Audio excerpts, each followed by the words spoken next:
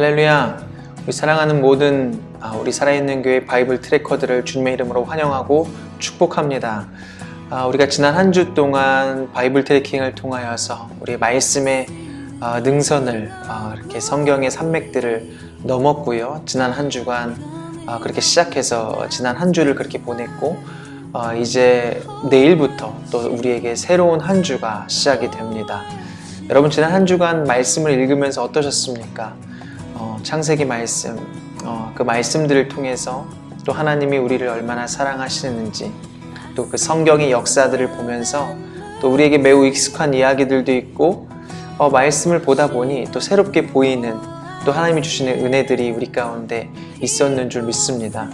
간곡히 부탁을 드리는 것은 그냥 우리가 성경을 읽는 것에 만족하지 마시고 우리에게 말씀을 읽게 하시고 우리로 하여금 이 말씀을 걸어가게 하시는 하나님께서 우리 가운데 말씀을 통해 말씀하시도록 우리의 귀를 열고 마음을 열고 이 말씀을 읽는 바이블 트래킹을 하는 저와 여러분들이 되시기를 바랍니다.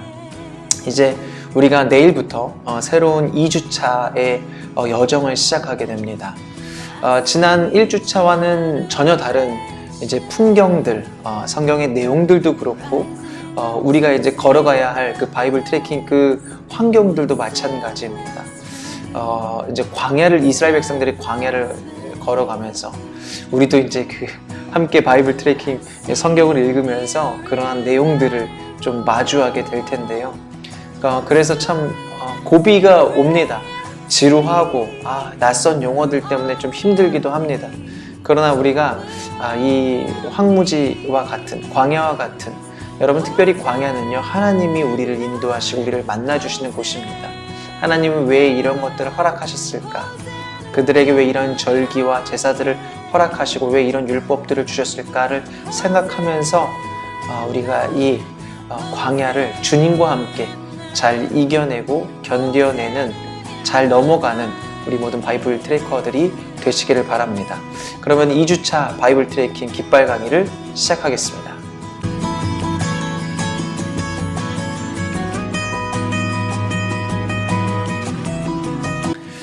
네, 이번 주에 걷게 될 이제 그 광경은요, 1주차와는 많이 다른 모습을 우리가 보게 될 것입니다. 이전에는 산과 들 이런 모습들이 보였다면 이제는 정말 황폐한 광야를 우리가 함께 걸어가게 될 것입니다. 이제 그 광야를 걸어가면서 우리가 낯선 이 용어들, 낯선 환경들을 맞이하게 될 텐데 우리가 조금 이번 주에 함께 읽게 될 그 내용들을 오늘 우리가 먼저 좀 살펴봤으면 좋겠습니다. 5대 제사와 7대 절기인데요. 5대 제사와 7대 절기, 이것을 우리가 먼저 좀 살펴봄으로 인해서 하나님이 이러한 제사와 절기를 주신 이유를 알고 우리가 말씀을 읽어 나갈 때 이래서 하나님이 우리에게 주신 것이구나 라는 것을 우리가 함께 좀 먼저 깨닫고 그 말씀을 읽는 가운데 더 주님이 주시는 그 은혜를 우리가 함께 누렸으면 좋겠습니다. 첫 번째 깃발 강의는요, 5대 제사입니다. 5대 제사, 번제, 소제, 화목제, 속죄제, 속건제, 이렇게 5개의 제사입니다. 우리가 꼭 다 외울 필요는 없지만 우리가 알아두면 좋을 것 같고요. 그 이름을 통해서 이 제사는 어떤 제사이구나, 어떤 의미가 있구나 라는 것을 알아두면 성경을 읽을 때 굉장히 우리에게 도움이 될 것입니다. 첫 번째는 번제입니다. 번제의 키워드는요, 다, 그리고 생명입니다. 번제는 다 태우는 거거든요. 고기와 피만 태우는 것이 아니라 내장, 껍질, 모든 것을 다 태워드리는 것입니다.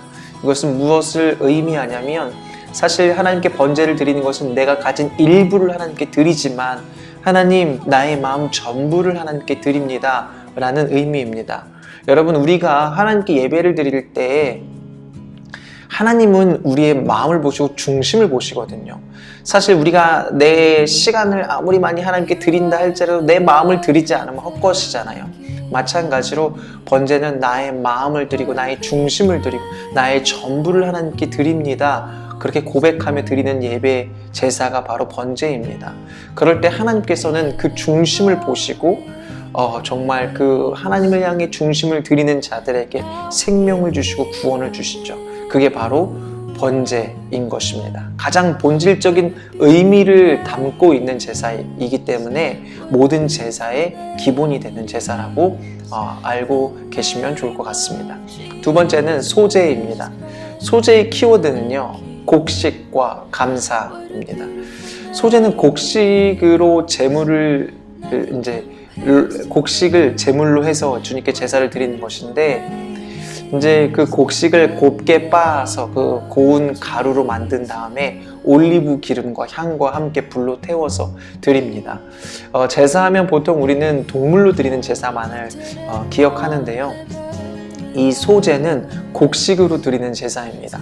1년에 이제 밀과 또 보리를 이제 추수하게 되는데, 그 추수의 시기에 맞춰서 하나님께서 우리에게 이렇게 풍성한 결실을 거두게 하셨다, 추수를 거두게 하셨다, 감사의 의미를 담아서 이렇게 또 소제를 하나님께 올려드리는 것입니다. 그 다음은 화목제입니다. 화목제의 키워드는요, 사랑과 잔치입니다. 사실 화목제는 의무적으로 드려야 하는 제사는 아닙니다. 내가 하나님을 사랑하기 때문에 더 하나님께 제사하기 위해서, 하나님 더 만나기 위해서, 하나님께 경배하기 위해서, 하나님을 높여드리기 위해서 그렇게 제사를 드리는 것인데요. 이 화목제의 제물은 모든 것을 다 태우지 않습니다. 먼저 그 제사를 드린 제사장에게 넓적다리를 주고요. 그 다음에 나머지는 자신이 가져와서 정해진 시간 안에 먹어야만 합니다. 여러분, 그런데요, 그 양이요, 정해진 시간 안에 먹어야 되는 양이 보통 한 가정이 먹을 수 있는 양이 아닙니다. 예를 들어 소를 잡고 양을 잡는다면 그 한 마리가 엄청난 양이잖아요. 뭐 근으로 치자면, 요즘 이야기로 하면 뭐 대략 한 200근 이상 되겠죠. 예를 들어서 200근이라 할지라도 200근이면 정말 성인 남자가 고기를 아무리 잘 먹어도 한 근을 먹기가 굉장히 어려운데, 그렇다면 200명 이상, 그 외에 몇백 명이 먹어야 되는 그러한 분량입니다. 그래서요, 이 화목제는 반드시 이웃과 나눠 먹어야만 합니다. 이제 평소에 인사하지 못했던, 자주 왕래하지 못했던 그런 이웃들을 부르고, 또 지내면서 이렇게 좀 서로 관계가 좋지 않았던 그들에게 또 그들을 초청해서 함께 부르고, 또 가난한 이웃들을 부르고, 평소에 고기를 막 즐겨 먹을 수 있는 것이 아니기 때문에 이러한 때에 이렇게 함께 나누고 서로를 돌보면서 하나님이 주시는 그 잔치를 하는 것, 그게 바로 하나님이 베푸신 그 은혜를 누리는 것, 그것이 바로 이 화목제인 것입니다. 그 다음은요, 속죄제인데요. 속죄제의 키워드는요, 회개와 십자가입니다. 이스라엘 온 민족이 이제 죄를 짓고, 죄인이니까 죄를 지을 수밖에 없죠. 또 우리도 또 그 개인이 지은 죄들이 있는데, 그 모든 죄를 가지고 나와서 하나님께 나와 정말 회개하고 용서를 구하는 제사, 그것이 바로 속죄제입니다. 이 속죄제는 이 정해진 날에 정말 하나님께 나아가서 드리는 제사였는데요. 정말 하나님, 더 이상 제가 죄지지 않겠습니다. 하나님 앞에 다짐하고 하나님께 용서를 구하는 그러한 제사입니다. 우리가 같은 흐름으로 보면 예수님께서 우리의 속죄 제물이 되어 주셔서, 우리가 정말 예수 그리스도로 말미암아 우리의 죄를 사해 주시는, 용서해 주시는 그 하나님의 은혜, 예수님이 우리의 속죄 제물이 되셨다. 그래서 우리에게 속죄의 길을 열어주신 분이 우리 예수님이다. 우리는 속죄제를 통해서 그 예수 그리스도를 기억해야 합니다. 그 다음은 속건제입니다. 속건제의 키워드는요, 보상과 책임입니다. 보상과 책임. 속건제는 누군가에게 피해를 입혔을 때 보상하라, 그리고 용서를 구해라 라는 제사인데요. 사실 이것은 누군가에게 피해를 입혔을 때 하나님은 율법을 통해서 그에게 대가를 지불해야 된다라고 율법으로 정해주셨습니다.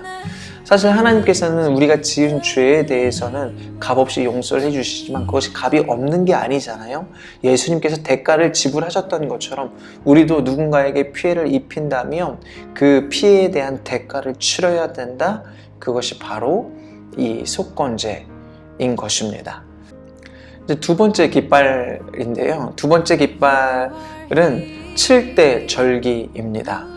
6월절, 무교절, 초실절, 7.7절, 나팔절, 속죄일, 초막절, 이렇게 7개의 절기입니다. 하나하나 좀 살펴볼까요?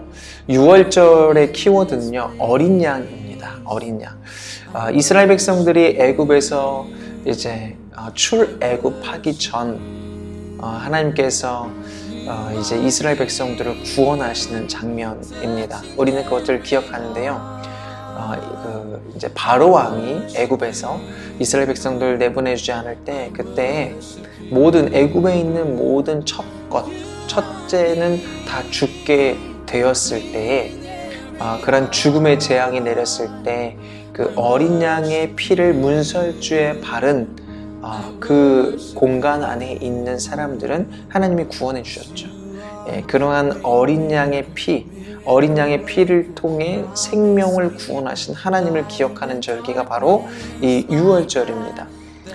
우리가 생각해 보면요, 이스라엘 백성들이 뭔가 의로워서 그들이 어떤 의로 구원받은 것이 아니라 오직 어린 양의 피로 그들이 구원받은 것을 우리는 볼 수 있습니다. 여러분, 예수 그리스도 십자가, 우리는 어린 양이 되신 예수 그리스도로 말미암아 구원을 받았습니다. 우리는 이 6월절을 통해서 그것들을 기억하고 깨닫고 감사하는 저와 여러분들이 되어야만 합니다. 두 번째로는 무교절인데요. 무교절의 키워드는 정체성입니다. 무교절의 모든 전통은요, 광야를 기억하라라는 메시지가 있습니다.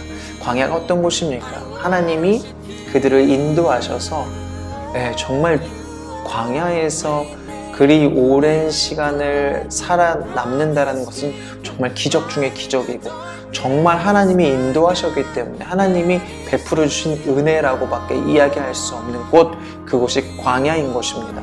광야에서는 생명을 유지하기 어렵습니다. 그러나 하나님께서 그들을 돌보시고 그들을 이끄셨고 그들을 인도하셨기에 그들은 40여 년이나 되는 오랜 시간 동안 광야에서 살 수 있었습니다. 하나님이 그들에게 떠나라고 하면 떠나고 그들은 하나님이 멈추라고 하면 멈췄죠. 그렇게 하나님 말씀에 순종할 때 그들은 살 수 있었습니다. 그리고 그렇게 하나님 말씀에 순종하여 하나님께 충성할 때 그들은 하나님이 정말 주시는 생명을 유지할 수 있었고요. 생명을 살 수 있었습니다. 하나님 말씀에 순종하는 것이 그들의 정체성이고 또 그렇게 하나님 말씀에 순종하며 나아갈 때 그것이 그들의 영광이 되었습니다. 광야는요, 앞날을 예측할 수도 없고 앞으로 어떤 일들이 벌어질지 모릅니다. 우리 인생과도 마찬가지죠. 사실 내가 무언가를 가지고 있다고 해서 그것이 보장된 것은 아닙니다. 성경에도 정말 많이 나오죠. 내가 돈이 아무리 많아도 하나님이 정말 내일 나를 데려가시면 내가 그 돈 쓸 수 없는 거잖아요. 하늘의 상급을 쌓아두라라고 말씀하시는데 광야와 같은 우리 인생길에서 우리가 생명의 길로 나아갈 수 있는 방법이 무엇일까요? 바로 하나님의 말씀에 순종하고 하나님께 충성하는 것입니다. 그러한 절기가 바로 무교절인 것입니다. 그 다음은 초실절과 7.7절인데요. 초실절과 7.7절의 키워드는 감사입니다. 정말 광야를 지나고 이제 그들은 변화무쌍한 어떤 자연과 싸우면서 이제 농사를 짓고 추수를 하게 되는데 그때 이제 하나님께 그 추수에 대한 감사를 드리는 제사가 바로 이 초실절과 7.7절입니다. 이 초실절, 7.7절 모두 첫 수확에 대한 그 감격을 하나님께 올려드리는 의미가 있고요. 보리와 밀을 추수함으로 인해서 정말 하나님께서 풍성하게 우리에게 베푸신다. 하나님이 우리에게 은혜를 부르셨다라는 것을 주님께 고백하며 드리는 그러한 절기입니다. 특별히 7.7절은요, 넘치도록 부어주시는 은혜, 인데 다음 날이 오순절이거든요. 오순절이 어떤 날입니까? 성령님이 임하신 날이죠. 하나님은 그렇게 우리에게 우리가 기도할 때 좋은 것을 주신다. 성령을 부어주신다. 그렇게 우리에게 넘치도록 은혜를 부어주시는 분이 우리 하나님이심을 우리가 이 절기들을 통해서 기억하게 되시기를 바랍니다. 다음은 나팔절인데요. 나팔절은 재림을 의미합니다. 영광스럽게 오실 메시아를 우리가 사모하고 기대하는 마음으로 채우는 날이 나팔절입니다. 유대인들은 아직 메시아가 오지 않았다라고 생각했기 때문에 메시아를 기다리고 있고, 우리 그리스도인들은 다시 오실 예수님, 그분을 기다리고 있습니다. 예수님이 이 땅 가운데 오실 때 나팔을 불며 이 땅에 권세를 부리던 사탄의 역사가 끝났음을 우리는 선포하게 될 것입니다. 이제 속죄일인데요. 속죄일의 키워드는 회개입니다. 7대 절기 중에서 가장 진지하게 드려야만 하는 거룩한 날입니다. 해가 진 다음부터 다음날 해가 질 때까지 금식하면서 자신과 모두의 죄를 용서해 주시는 그 하나님의 은혜를 경험하는 절기가 바로 이 속죄일입니다. 사실 이날은 어떤 그 회개하고 또 그러니까 약간 무겁고 어두운 날이 아니라 나의 모든 죄를 용서해 주시고 새롭게 시작할 수 있는 은혜를 주신다라고 해서 사실 굉장한 축복과 기쁨이 있는 날이 됩니다. 마지막으로 초막절인데요. 초막절의 키워드는 축복과 경고입니다. 초막절은 열흘 동안 이제 그 야외에서 텐트를 치고 초막을 짓고 지내는 기간인데요. 광야에서 그들이 40년 동안 지내면서 하나님이 그들을 지키시고 보호하시고 인도하셨잖아요. 그러한 것들을 기억하면서 하나님이 정말 우리 민족을 지키시고 우리의 왕이시구나, 우리를 이끄시는 인도자이시구나 라는 것을 기억함과 동시에 우리가 하나님 백성답게 살지 못할 때 하나님은 다시 광야로 우리를 이끄셔서 우리를 하나님의 백성으로 다듬어 주시겠구나. 사실 이제 광야의 삶은 굉장히 힘든 삶이죠. 그렇게 우리가 말씀대로 살아라. 그것들을 또 기억하게 하는 절기가 바로 이 초막절입니다. 우리가 이렇게 5대 제사와 7개의 절기를 함께 오늘 깃발 강의를 통해 살펴보았습니다. 이번 한 주 성경의 산맥을 넘는 우리 바이블 트래커들, 여러분 힘내십시오. 하나님이 우리에게 말씀하시고 정말 생각지도 못한 부분에 우리 가운데 말씀하시고 깨닫게 하시며 은혜를 주시고 우리를 새롭게 인도하여 주실 줄 믿습니다. 우리 하나님은 살아계십니다. 우리 바이블 트래킹을 통하여서 살아계신 하나님을 경험하는 귀한 믿음의 한 주 보내시기를 예수 그리스도 이름으로 간절히 축원합니다.